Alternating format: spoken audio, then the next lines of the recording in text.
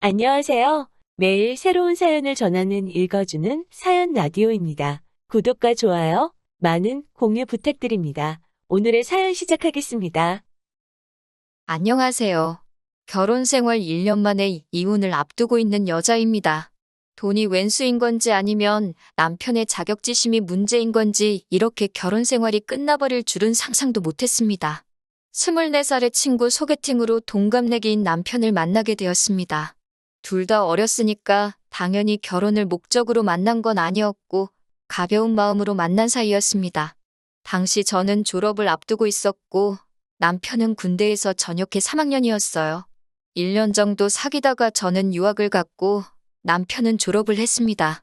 그 무렵에는 제가 귀국을 할지 안 할지 정해지지가 않아서 헤어진 것도 사귀는 것도 아닌 애매한 사이로 지내고 있었어요. 그러다 제가 대학원을 마치고 한국으로 취업을 하면서 귀국을 했고 남편도 그 사이에 직장을 잡았습니다. 그렇게 다시 만나게 된 저희는 2년 정도의 연애를 하고 결혼까지 하게 되었습니다. 무엇보다 그 긴 시간 동안 마음 변하지 않고 한자리에서 저를 기다려준 모습이 너무 좋았어요. 제가 해외에 있는 동안 남편의 존재는 많은 위로와 위안이 돼주었고 그렇기에 저희 부모님도 남편을 무척 마음에 들어 하셨어요. 하지만 막상 결혼 준비를 하면서 시댁이 많이 어렵다는 사실을 알게 되었습니다. 지방에 계시는 시부모님은 전에는 공장에서 근무를 하셨고 신우와 남편이 취직을 하면서는 일을 그만두셨다고 했습니다. 지금 두 분이 거주하시는 20평대 작은 아파트가 재산의 전부라 들었고 은행에 대출이 좀 있다고 하시더라고요. 남편 말에 의하면 신우들도 시집 갈 때 자기들이 모은 돈에 대출받아서 갔다고 했습니다. 그런 사정을 전에 듣게 된 친정부모님은 걱정이 많으셨고 저에게 이 결혼을 진지하게 생각해보려고 하셨습니다. 저희 친정이라고 해서 유난히 재산이 많거나 그런 건 아닙니다. 하지만 사업을 하셨던 저희 부모님은 노후 준비도 다 되어 있으시고 서울과 경기의 아파트도 두 채 가지고 계셨습니다. 시댁과 비교했을 때는 확실히 나은 조건이기는 했어요. 친정 부모님은 결혼 생활이라는 게 사랑만으로 하는 건 아니라고 잘 생각해보고 결정하라 하셨지만 저는 그때만 해도 오히려 친정 부모님이 야속하기도 했어요. 돈이라는 게 있다가도 없고 없다가도 있는 거라고 생각했고 아직 저희 둘 다 젊으니까 앞으로 열심히 벌고 모으면 된다고 생각했지 시댁의 경제 상황이 저희 부부에게 어떤 큰 영향을 끼칠 거라고는 생각지 못했거든요. 친정 부모님은 제가 남편을 얼마나 사랑하는지 아셨기 때문에 이 결혼 못 시킨다라고 끝까지 말리시진 못하셨고 결국 허락해 주셨습니다. 단지 저에게 말씀하시길 살다가 힘들면 언제든 돌아오라고 하시더군요. 그렇게 결혼을 진행하게 되었습니다. 시부모님은 하객으로 부를 사람도 많지 않고 도와주실 능력도 안 되신다며 저에게 알뜰하고 간소하게 식을 올리라고 하셨습니다. 하지만 하나뿐인 딸이 결혼을 한다고 하니 친정 부모님께서는 해주실 수 있는 한 최고로 좋은 것만 해주고 싶어 하셨습니다. 친정아버지는 그냥 우리 쪽에서 다 부담하면 어떻겠냐고 하셨지만 저는 남편에게 부담을 주고 싶지도 않았고 친정 부모님께 그렇게 시작부터 손을 벌리고 싶지도 않았습니다. 그래서 결국 시부모님이 처음에 말씀하셨던 대로 간소하고 조촐하게 식을 올렸습니다. 결혼식도 지원을 못 해주신다 하셨고 신우들도 다 자기 능력으로 시집 갔다고 했으니 경제적인 부분에 있어서는 시댁에 아무런 기대도 없었습니다. 그나마 다행인 건 결혼 전 친정부모님이 제 앞으로 해주신 작은 아파트가 있었기에 그곳에서 신혼생활을 시작하게 되었습니다. 이미 기존에 제가 쓰던 가구며 가전제품들이 구비되어 있었기 때문에 일단 서로의 예산이 허락하는 한에서 몇 가지만 바꾸기로 했어요. 그리고 여기까지도 저는 아무런 불만도 없었습니다. 종종 친정이나 시댁에 도움 없이 시작하는 사람들을 듣고 봐왔고 저는 개인적으로 대단하고 멋지다고 생각했거든요. 그에 비해 저희는 집도 준비되어 있었고 그 때문에 아낄 수 있는 부분이 많았기 때문에 여러모로 이미 유리하게 시작해서 다행이라고 여겼습니다. 하지만 제가 시댁에 바라는 게 아무것도 없었음에도 불구하고 결국엔 돈 때문에 시부모님과 안 좋아지게 되었습니다. 저희 집들이 때였어요. 지방에 계신 시부모님도 올라오셨고 신우들도 왔어요. 제가 미리 준비한 음식 몇 가지와 배달 음식을 더해 한상 차렸고 다들 맛있다고 준비하느라 고생했겠다고 한마디씩 해주었습니다. 다들 하오 웃고 분위기도 괜찮았어요. 그러다 시어머니가 저희 집 TV를 보더니 TV가 너무 좋다 하시면서 우리도 TV를 바꿔야 되는데 그러시더라고요. 그러자 신우들도 맞아, 엄마 집 TV 너무 오래됐지. 전에 보니까 TV 바꾸긴 해야겠더라 하며 한마디 더 하더라고요. 저는 그게 저희한테 하는 말씀일 거라고는 상상도 못했습니다.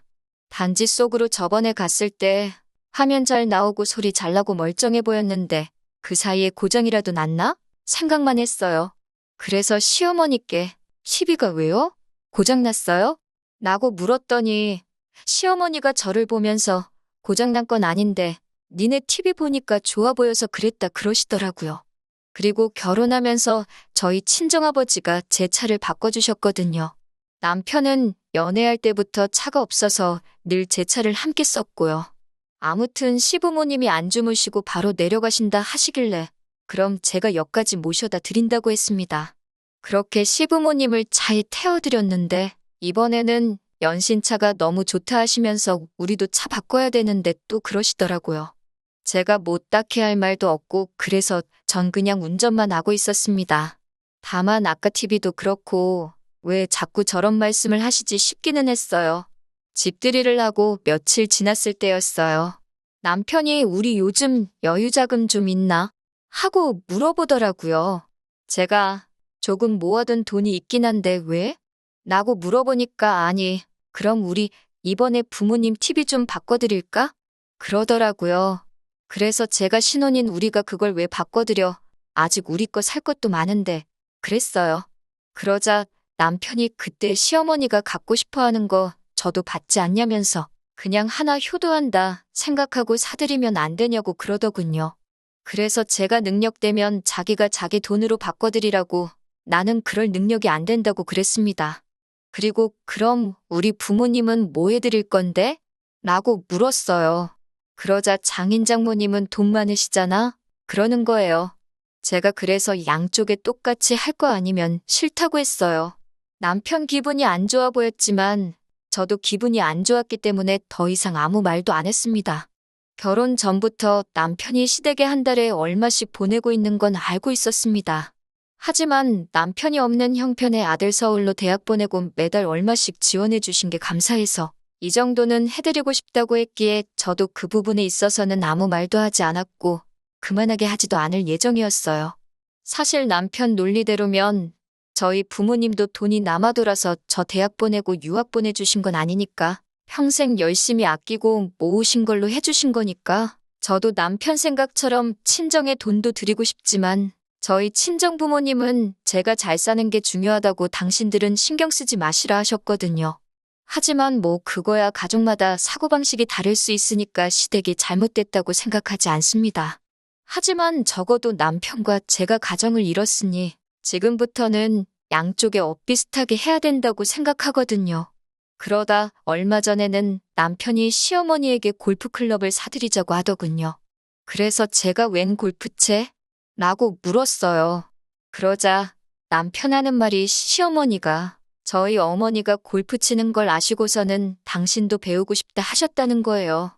그래서 뭐 배우시는 건 상관없는데 골프클럽을 왜 우리가 사드려야 되는 거냐고 하니까 그럼 골프채도 없이 골프를 어떻게 배우냐고 하더라고요. 그래서 제가 아니 골프클럽을 살 돈이 없으시면 앞으로 골프는 어떻게 치시냐고 필드 나가고 하는 것도 다 돈 든다고 그랬어요. 그러니까 저더러 사주기 싫으면 싫다고 하지. 사사건건 트집 잡으면서 뭐 그런 것까지 따지냐고 그러는 거예요. 하지만 저는 사람이 취미생활이건 뭐건 자기 능력껏 해야 된다고 믿거든요. 냉정하게 말해서 저는 저희 시어머니가 골프를 취미생활로 즐기실 여력이 없다고 생각하고요. 그래서 나는 못 사드려. 그러니까 자기가 하나 사드릴 수 있으면 사드려 그랬습니다.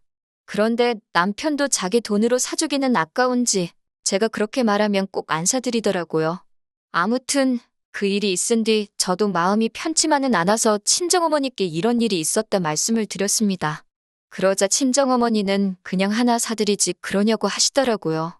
그래서 제가 나는 이게 이번이 처음이 아니다. 앞으로 이런 일이 번번이 있을까봐 걱정이 된다고. 그리고 앞으로 우리도 애 낳고 하면 돈 들어갈 일이 투성이니까 미리 준비도 해야 돼서 안 될 것 같다고 그랬습니다. 친정어머니도 제 말에 동의하시고 이해해 주셨지만 그래도 시어머니와 제가 괜히 껄끄러워질까봐 걱정하시는 눈치셨어요. 친정어머니는 저에게 그러면 엄마가 쓰던 골프클럽이라도 일단 가져다 드릴래? 그러시는 거예요. 취미로 배워보신다는 거니까 한번 해보시고 정말 재밌으시면 그때 사는 걸 생각해도 되지 않겠냐고요. 제가 생각해봐도 좋은 생각인 것 같아서 그러겠다고 했어요. 그리고 남편에게 이 소식을 전했습니다. 그러자 남편이 난리가 났어요. 시어머니를 거지로 아냐면서 어떻게 장모님이 쓰던 걸 시어머니를 가져다 줄 생각을 하냐고요. 제가 우리 형편에 당장 새 것 싸드릴 능력은 안 되니까 나는 좋은 마음으로 가져다 드리려는 건데 뭘 그렇게 난리냐고 그러니까 자기는 자기 엄마가 불쌍해 죽겠대요. 고생고생해서 자기를 이만큼 키워놨는데 자기는 효도도 마음대로 못한다면서 너무 죄송스럽고 미안하다는 거예요. 그 말을 듣고 있는데 어이가 없더라고요. 그러면 결혼은 뭐하러 했냐고 그냥 시어머니 옆에서 효도나 하고 살지라며 제가 뭐라고 했습니다. 그러자 남편이 한다는 말이 능력 있는 며느리가 있으면 더 잘해드릴 수 있을 줄 알았다는 거예요. 그런데 있는 사람이 더하다면서 저더러 너무 인색하다는 거예요. 진짜 이 말 듣는데 나한테 뭐 돈 맡겨놓은 거 있나 싶더라고요. 제가 시부모님이 날 키웠냐, 널 키웠지. 왜 나한테 그런 걸 바라냐고. 그러니까 자기는 장인 장모님한테 아들 같은 사위가 되려고 하는데 너는 너무 선을 긋고 있는 거 아니냐는 거예요. 그래서 제가 우리 부모님이 우리한테 뭐 사달라고 해달라고 한 게 하나라도 있냐고 물었어요. 이 집도 친정 부모님이 안 해주셨으면 어쩔 뻔했냐고요. 그러자 남편은 더 가관인 말을 하더라고요. 이 집만 아니었으면 신혼부부 특혜로 대출받아서 더 좋은 집에서 살 수도 있었는데 이 집 살면서 집값 오르니까 저만 혜택을 보고 있는 거래요. 대출받아봤자 전세밖에 더 가냐고요. 그리고 저랑 살면서 이 집값이 오르면 결국 그 돈 남편이랑 저랑 같이 쓰고 살지 저 혼자 먹고 살 거 아니잖아요. 그런데 어쩜 속으로 저렇게 멍청한 생각을 하고 있나 싶더라고요. 그날 이후로 남편과는 뭐 필요한 대화만 하면서 며칠을 지내게 되었는데 남편이 너무 찌질하고 자꾸 부담 주는 시부모님도 불편하고 이혼만이 답인 것 같더라고요. 그래서 남편에게 그냥 이혼하자고 했어요. 이런저런 스트레스 받기도 싫고 괜히 죄책감 느끼는 것도 짜증난다고요. 그랬더니 남편은 세상 천지의 어떤 며느리가 시부모님한테 뭐 하나 사드리기 싫다고 이혼을 하냐면서 자기가 미안하다고 그렇지만 자식된 입장에서 부모님께 잘해드리고 싶어서 그런 거니 저더러 이해해달라고 하더라고요.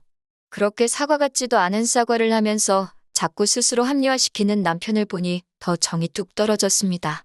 그래서 이혼을 하려고 알아보니 이런 사유로는 이혼을 하기가 쉽지 않았습니다. 그래서 집을 팔려고 내놨어요. 그러자 남편이 그러면 우리는 어디 가서 사냐고 하길래 나는 친정에 들어갈 테니 당신은 당신 알아서 하라고 했습니다. 남편은 어이없어 했지만 이 집은 전적으로 제 것이니까 남편의 동의 같은 건 애시당초 필요하지도 않았어요. 며칠 전에는 남편이 죽어도 안 나간다고 버티길래 결국 경찰까지 불렀습니다. 결국 남편은 저에게 독한 여자라며 치사하고 더럽다고 시댁으로 갔고 이 상황을 알게 되신 시부모님이 저에게 전화를 걸어 막말과 악담을 퍼부으셨습니다. 그건 고스란히 녹음되어 제가 가지고 있습니다. 변호사 말에 의하면 이런 식의 폭언이 몇 차례 반복되면 이혼 사유가 될 수 있다고 잘 모아두라고 하더군요. 시간은 좀 걸리겠지만 벌써 마음은 홀가분합니다. 처음에는 마음 한구석으로 왠지 모를 미안함도 있었지만 그것도 이제는 훌을 털고 마음 편하게 살아보려고 해요. 긴 이야기 들어주셔서 감사합니다. 오늘의 사연은 여기까지입니다. 구독과 좋아요, 알람 설정해주시면 앞으로 더 좋은 사연으로 찾아오겠습니다. 감사합니다.